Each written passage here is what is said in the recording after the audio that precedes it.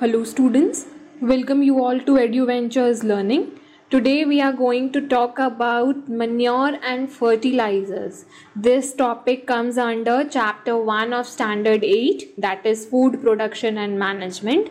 तो food production and management वाले chapter में हमने कई सारे ऐसे टॉपिक्स हैं जो प्रीवियस वीडियोस में कवर कर लिया है. आज हम लोग क्या होता है मैन्योर और फर्टिलाइजर्स, और मैन्योर कितने टाइप के होते हैं, या सॉइल की फर्टिलिटी को बनाए रखने के लिए और कौन कौन से ऐसे टेक्निक्स हैं जिसका हमारे फार्मर्स आज के टाइम पे इस्तेमाल करते हैं, मॉडर्न एग्रीकल्चर में इस्तेमाल करते हैं ताकि उनको बेनिफिशियली बहुत सारी चीज़ें मिल सकें. बेनिफिट में बहुत सारी चीज़ें हो सकती हैं, जैसे कि क्रॉप्स का गुड यील्ड होना, अच्छी क्वालिटी होना, अच्छी क्वांटिटी में क्रॉप्स होना, उनका जो नेचर है, उनका जो वेदर रेजिस्टेंसी है वो काफ़ी अच्छा हो. तो ये बहुत सारी ऐसी चीज़ें हैं जिसको फुलफ़िल करने के लिए हमारे जो फार्मर्स हैं वो बहुत सारे डिफरेंट तरह की प्रैक्टिसेस करते हैं, कोशिश करते हैं. तो उसमें बहुत सारी चीज़ें ऐसी हैं जो कि हमारे मैन्योर और फर्टिलाइज़र से रिलेटेड हैं, और कुछ चीज़ें ऐसी हैं जो टेक्निक से रिलेटेड हैं. टेक्नोलॉजी से रिलेटेड है फर्टिलाइज़र, टेक्निक से रिलेटेड है और भी कुछ चीज़ें जिसको नेचुरली वो लोग फॉलो अप करते हैं. उसके बारे में भी हम लोग इसी वीडियो में जानेंगे. So plants require nutrients for growth. Plants को न्यूट्रिएंट्स चाहिए ऑफकोर्स ग्रो करने के लिए, सभी को चाहिए. जितने भी लिविंग ऑर्गेनिजम्स हैं सभी को न्यूट्रिएंट्स चाहिए होता है ग्रो करने के लिए, अपनी लाइफ आगे चलाने के लिए, आगे बढ़ने के लिए. तो लिविंग ऑर्गेनिजम्स में सबसे जो मेजर पार्ट है वो है plants, animals and human beings का. तो प्लांट्स को न्यूट्रिएंट्स चाहिए और वो न्यूट्रिएंट्स उनको मिलती है सॉइल से. किसी भी प्लांट को टोटल 16 तरह की न्यूट्रिएंट्स चाहिए होती है. ये 16 में से 3 इनको मिलती है एयर और वाटर से, ठीक है, और बाकी के जो 13 बचते हैं वो मिलते हैं इनको सॉइल से. तो मैक्सिमम नंबर ऑफ जो न्यूट्रिएंट्स है वो किसी भी प्लांट को मिलता है सॉइल से. एयर से इनको मिलता है CO2, वाटर से मिलता है hydrogen and oxygen, that is H2O ना. तो H2O का H2 is hydrogen, O is for oxygen, वो मिला वाटर से. एयर से ये लोग CO2 अब्जॉर्ब करते हैं, जो हमने ऑलरेडी प्रीवियस टॉपिक्स में पढ़ा है. तो ये जितनी भी चीज़ें हैं 13 न्यूट्रिएंट्स जो हैं वो मिल रही हैं सॉइल से. Therefore by a time a crop is harvested it was taken away from the nutrients present in the soil. अब ऑफकोर्स अगर आप एक ही प्लॉट ऑफ लैंड में खेती कर रहे हो तो एक बार जब एक क्रॉप हार्वेस्ट होती है, एकदम रेडी होती है यूज़ करने के लिए, एट दैट टाइम जितने भी न्यूट्रिएंट सॉइल में है वो सब तो वो प्लांट ले चुकी होती है. This way the nutrients get used up if land is cultivated for a long time. तो अगर एक ही ज़मीन पे बार बार आप कल्टिवेशन कर रहे हो, खेती कर रहे हो, तो वहाँ की जो मिट्टी में न्यूट्रिएंट्स हैं वो सभी यूज़ में आ जाती हैं, काम में आ जाती है, और वो मिट्टी में न्यूट्रिएंट्स की कमी हो जाती है. This cause the crop yield to start falling, जिसकी वजह से जो क्रॉप का क्वालिटी है, क्वांटिटी है, वो शायद थोड़ा नीचे गिर जाए, क्योंकि उसको प्रॉपरली कंटिन्यू अगर आप यूज़ में ले रहे हो मिट्टी के न्यूट्रिएंट्स, तो मिट्टी के पास भी तो कम हो जा रही है ना, और नेचुरली उसको बढ़ाने के लिए वो बहुत लंबा समय चाहिए मिट्टी को फिर से प्रिपेयर अप होने के लिए. तो हमें वो चीज़ें आर्टिफिशियली उनको देनी पड़ती है. Therefore these nutrients need to be replenished from time to time. और अगर आप चाहते हो, हमारे किसान अगर ये चाहते हैं कि उनकी जो खेती है उसका जो क्वालिटी है वो ख़त्म ना हो, उनके क्रॉप्स का क्वालिटी, क्वांटिटी और जो बाकी की चीज़ें होती हैं वो ख़राब ना हो, तो हमारे मिट्टी को समय से टाइम टू टाइम उसकी जो फर्टिलिटी है, उसका जो न्यूट्रिएंट्स है, उन सबको रिप्लेनिश, वापस से उनको देने की बहुत ज़्यादा ज़रूरत होती है. This can be done either by natural methods और by adding manures and fertilizers. तो ये जो मिट्टी को वापस से उनके न्यूट्रिएंट्स लौटाने का काम है, ये 2 तरीके से हो सकता है, या तो नेचुरल मेथड से या तो फिर मैन्योर और फर्टिलाइजर्स देके.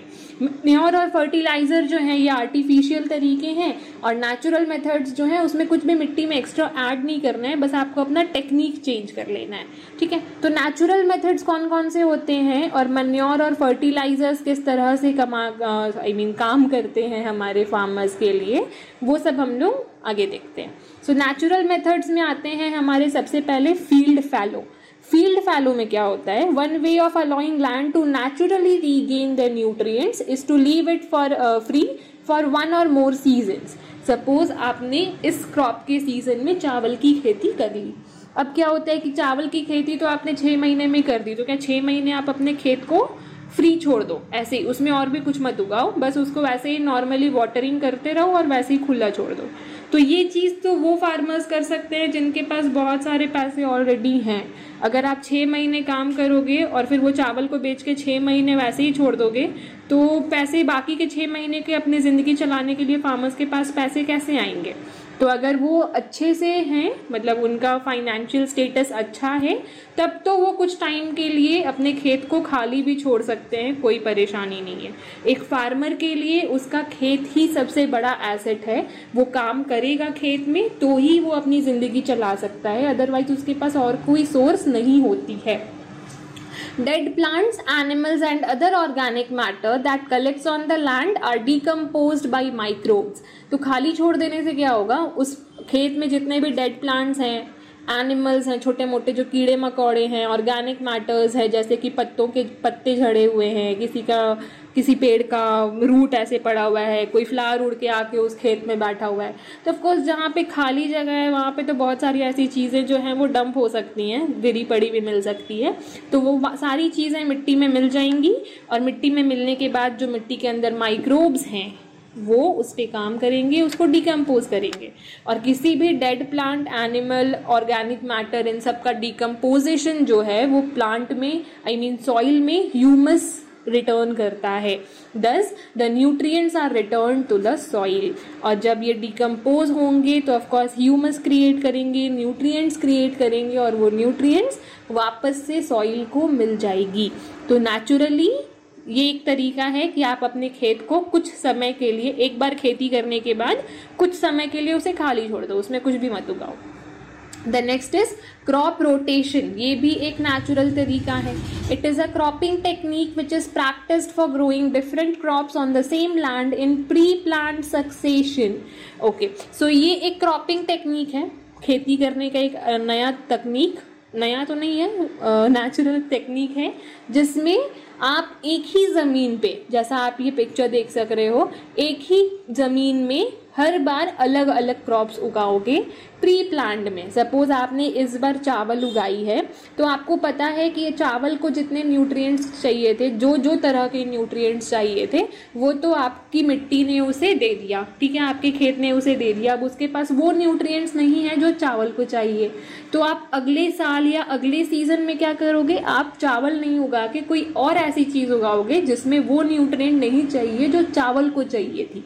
ठीक है, सपोज राइस को चाहिए आपका बहुत सारा क्वांटिटी में पोटाशियम, सपोज, ठीक है, बहुत सारा पोटाशियम चाहिए राइस को। वीट को चाहिए बहुत ज़्यादा फॉस्फोरस, ठीक है, तो आप एक सीजन में राइस उगाओगे जिससे पोटाशियम बहुत ज़्यादा जो है उसको मिल गया, दूसरे सीजन में आप वीट उगा लोगे जिससे उस फॉस्फोरस मिल जाएगा। तो वीट को पोटाशियम नहीं चाहिए, उसको चाहिए फॉस्फोरस। तो पोटाशियम तो वैसे भी सॉइल के पास था ही नहीं, तो उसको कोई फर्क नहीं पड़ेगा, उसके पास फॉस्फोरस है जो वो अच्छे से वीट को दे सकता है, ठीक है, तो वो उसको देगा। तो आप अगर अलग अलग सीजन में अलग अलग तरीके की क्रॉपिंग करोगे और इस बेसिस पे करोगे कि आप जो क्रॉपिंग कर रहे हो उसकी एक्चुअली नीड क्या है, तो आप अच्छी खेती कर सकते हो।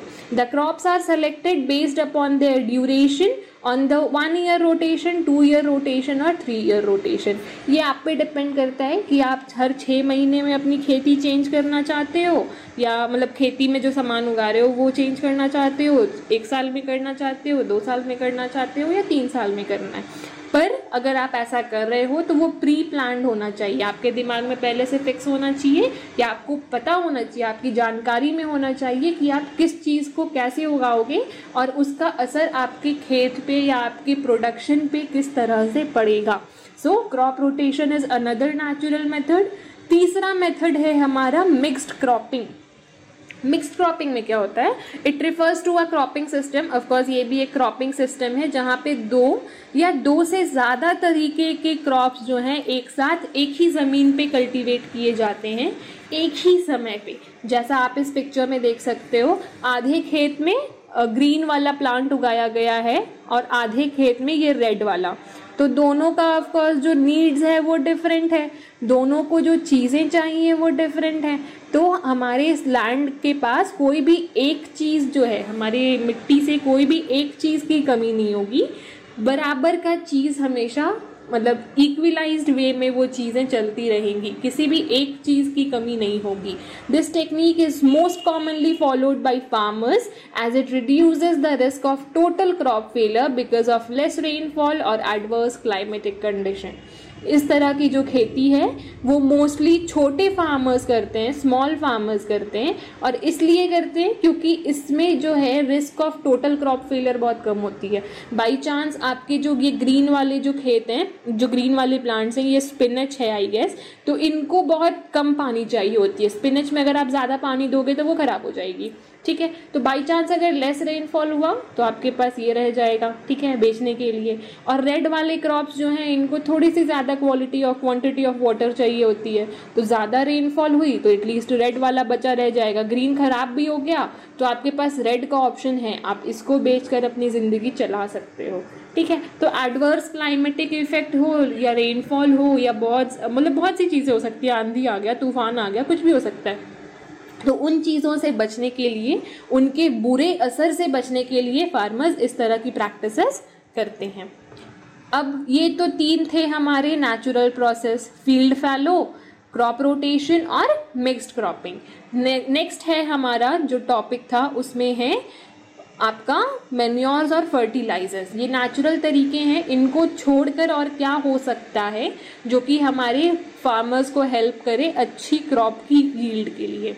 तो next is adding manures, manure डालना। तो मैन्योर क्या है, हिंदी में हम लोग मैन्योर को बोलते हैं खाद, ठीक है, जो कि नेचुरल चीज़ है, ऑफ कोर्स बिल्कुल ऑर्गेनिक वेस्ट प्रोडक्ट है ये।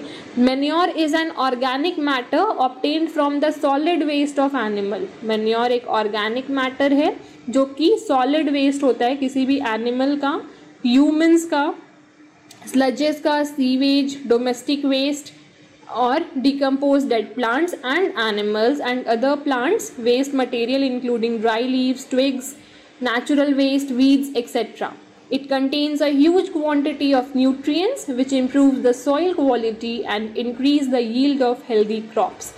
सो मैन्योर एक ऑर्गेनिक मैटर है जिसमें बहुत सारी चीज़ें इंक्लूड हो सकती है, जैसे कि एनिमल के जो वेस्ट प्रोडक्ट्स हैं, जैसे यहाँ पे इस पिक्चर में गोबर दिख रहा है, ह्यूमंस के वेस्ट मटेरियल हो सकते हैं, स्लजेस हो सकते हैं, सीवेज से आए हुए गंदी चीज़ें हो सकती है, डोमेस्टिक वेस्ट फलों के छिलके, सब्जियों के छिलके हो सकते हैं, डिकम्पोज डेड प्लांट्स हो सकते हैं, ऐसे प्लांट्स जिनके पत्ते झड़ के गिर चुके हैं, या यहाँ पे आप देख सकते हो ये जो घास फूस है, सूखे घास है, ठीक है, and animals and other waste including dry leaf, twigs, natural waste, agricultural waste, weeds, सूखे हुए घास पत्ते एंड ऑल।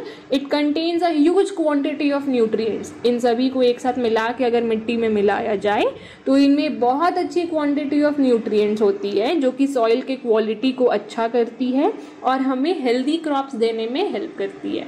सुनने में बहुत बुरा सा लगता है कि हमारी मिट्टी में गोबर मिल रहा है और उसी से ग्रेन्स उग रहे हैं और वही हम लोग खाते हैं, बट एक्चुअली ये बहुत ही अच्छी चीज़ है, फ्री ऑफ कॉस्ट है। सबसे बड़ी बात, एकदम फ्री ऑफ कॉस्ट होती है फार्मर्स के लिए, क्योंकि जनरली जो फार्मर्स ये खेती के प्रैक्टिसेस करते हैं उनके पास कुछ ना कुछ गाय, बैल, बकरी वगैरह होते ही हैं।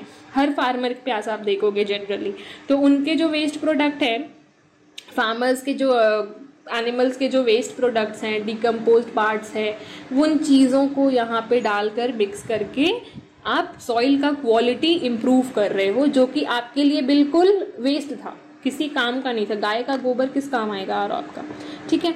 The next is green manure. Manure भी 2 तरीके के हैं, पहले तो ये था जो नॉर्मली ब्राउन कलर का दिख रहा है हमें।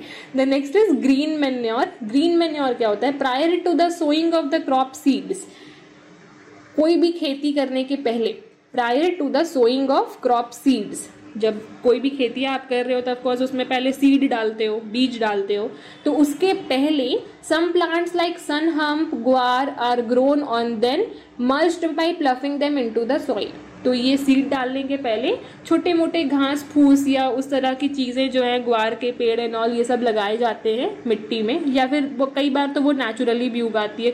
2-4 महीने अगर आपका लैंड फ्री है तो वो नेचुरली भी उगाती है। पर अगर नेचुरली नहीं आ रही है और आपको उतना टाइम नहीं है, तो जो फार्मर्स हैं वो क्या करते हैं, बहुत सारी ऐसी छोटी मोटी घास फूस वाली खेती उसमें करते हैं। और फिर जब ट्रैक्टर चल रहा होता है उसमें तो क्या करते हैं, जैसा आप इस पिक्चर में देख पा रहे हो, ये जो ग्रीन प्लांट्स है उसको वहाँ से उखाड़ते हैं, और उखाड़ के कहीं फेंकते नहीं है, उसको वहीं मिट्टी में मिक्स कर देते हैं, ठीक है। एंड देन मल्च्ड, मिक्स कर देते हैं मिट्टी में ही, by ploughing them into the soil, वहीं पे गाड़ देते हैं उनको मट्टी के साथ। These green plants thus turn into green manure, ये जो ग्रीन प्लांट्स थे अब वो ग्रीन मैन्योर बन गए हैं, क्योंकि वो मिट्टी में मिल चुके हैं, बिल्कुल अच्छे से वो मिल चुके हैं। Helps in enriching the soil nutrients. अब क्या होगा, ये जो ग्रीन प्लांट्स हैं वो मिट्टी में मिल गए हैं, मिट्टी के अंदर जो माइक्रोब्स है, माइक्रो ऑर्गेनिजम्स है, वो इसको डिकम्पोज करेगी और उसको न्यूट्रिएंट्स में कन्वर्ट कर देगी, और फिर से हमारा जो सॉइल है वो एकदम अच्छा खासा हो जाएगा किसी भी क्रॉप के प्रोडक्शन के लिए। तो मैन्योर और ग्रीन मैन्योर 2 तरह की चीज़ें, ये आप थोड़ा सा ट्रैक्टर का और टेक्नोलॉजी का यूज़ से कर सकते हो, और दूसरा आप उसमें गोबर वगैरह मिक्स करके कर सकते हो। The next is fertilisers. Fertilisers क्या होते हैं, fertilisers are commercially produced plant nutrients. अच्छा, ये जो है ये केमिकल है, ठीक है, इसमें कोई नेचुरल थिंग नहीं है, ये कमर्शियली प्रोड्यूस होता है, मतलब बड़ी बड़ी कंपनीज में बनाए जाते हैं और फार्मर्स को बेचा जाता है। कमर्शियल का मतलब ये होता है बिजनेस करना, ठीक है। तो बिजनेस करते हैं लोग, बड़े बड़े फैक्ट्रीज, बड़ी बड़ी कंपनीज फर्टिलाइजर्स बनाती हैं केमिकल्स को मिलाकर, और फिर वो फार्मर्स को बेचती हैं। फार्मर्स इस तरह से, जैसा आप पिक्चर में देख पा रहे हो, फर्टिलाइजर स्प्रे करते हैं अपने मिट्टी में। ये एक आर्टिफिशियल तरीका है, केमिकल वाला तरीका है, नेचुरल नहीं है, केमिकल वाला तरीका है, और बहुत कम क्वांटिटी में यूज़ करना होता है, which are required in small quantities. ज़्यादा फर्टिलाइज़र मिलाओगे तो आपकी मिट्टी कुछ समय के लिए अच्छी हो सकती है, पर बाद में वो बहुत एडवर्स इफेक्ट करता है, ठीक है। तो केमिकल मिलाना तो ऑफकोर्स किसी भी चीज़ में अच्छा नहीं है, वो आपके लिए भी अच्छा नहीं है, जो लोग कंज्यूम कर रहे हैं उनके लिए भी अच्छा नहीं है, जो प्रोड्यूस कर रहे हैं उनके लिए भी अच्छा नहीं है। तो these are various brands of this fertiliser available in the market में बहुत सारे अलग अलग ब्रांड्स के जो फर्टिलाइज़र्स हैं वो अवेलेबल है।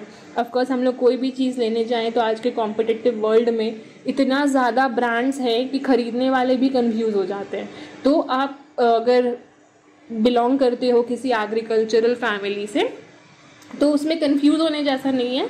यू जस्ट गो, आप अपना जो मिट्टी है वो ले जाकर लैब में टेस्ट करवाओ, जिस भी चीज़ की आपकी मिट्टी में कमी है वही वाला फर्टिलाइज़र आप खरीद के लाओ। जनरली एक बहुत अच्छा फर्टिलाइज़र आया है जो कि बहुत ज़्यादा रिच है NPK में, नाइट्रोजन, फॉस्फोरस एंड पोटाशियम। इन 3 चीज़ों की जो है वो बहुत ज़्यादा ज़रूरत होती है सॉइल को, ठीक है। मैक्रो न्यूट्रिएंट्स कहते हैं हम लोग, सॉरी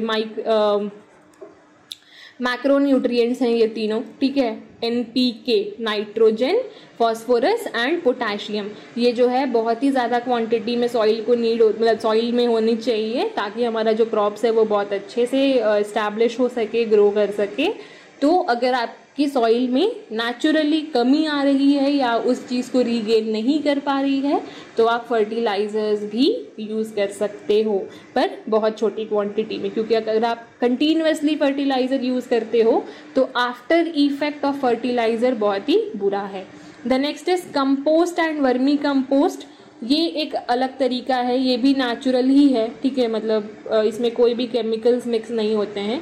इस प्रोसेस में क्या होता है, the process in which the biological waste material is decomposed in pits is known as composting. बड़े बड़े ऐसे पिट्स होते हैं, प्लास्टिक के पिट्स हो सकते हैं या फिर टीना वगैरह के पिट्स हो सकते हैं, बड़े बड़े से ड्रम जैसे होते हैं जिनमें जितने भी वेस्ट मटेरियल है, सब्जी के छिलके, फलों के छिलके, जैसे आप इसमें देख पा रहे हो, अंडा का छिलका वगैरह, एक साथ डाल करके सबको सड़ाया जाता है और फिर उसे ले जा करके मिट्टी में मिक्स कर दिया जाता है। When compost is prepared by using earthworms to hasten the process is called vermi compost.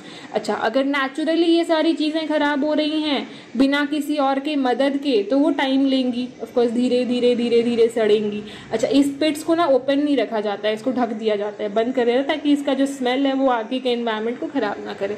कोई भी चीज़ सड़ रही है तो स्मेल तो गंदी करेगी ही। अब क्या होता है, अगर आपको ये जल्दी जल्दी कराना है, प्रोसेस फास्ट करना है, तो फार्मर्स क्या करते हैं, इसमें अर्थवॉर्म्स मिक्स कर देते हैं। ठीक है, अर्थवॉर्म्स जनरली सॉइल में होती है और वो चीज़ों को डिकम्पोज ही करती है, तो अर्थवॉर्म्स इसमें ऐड कर देते हैं, बहुत सारे अर्थवॉर्म्स डाल देते हैं जो कि इसमें हेल्प करती है, फास्ट कर देती है इस प्रोसेस को, चीज़ों को सड़ाने का काम और जल्दी जल्दी होता है। और अगर उसमें कीड़े जोड़े जा रहे हैं, मतलब अर्थवॉर्म्स डाला जा रहा है कंपोस्टिंग के काम में, तो उसे हम कहते हैं वर्मी कंपोस्ट। वर्मी का मतलब ही होता है इंसेक्ट्स, वर्मी का मतलब होता है insects. Okay, the next is differences between manure and fertilizers. Manure और फर्टिलाइजर में क्या डिफरेंस है? So fertilizer is an inorganic salt, fertilizer जो है इनऑर्गेनिक है, और मैन्योर इनऑर्गेनिक क्योंकि ये कमर्शियली प्रोड्यूस हो रहा है, इसमें कोई भी नेचुरल चीज़ नहीं है। Manure is prepared from organic matter, गोबर वगैरह से बनता है, ऑर्गेनिक है सब, such as human waste, cow dung and farm waste. ठीक है, fertilisers are manufactured in factories, fertilisers जो हैं वो बड़े बड़े फैक्ट्रीज़ में बनते हैं, और मैन्योर्स जो हैं वो किसान खुद ही अपने घर में बनाए, खेत में बनाए, फार्म्स में बनाए।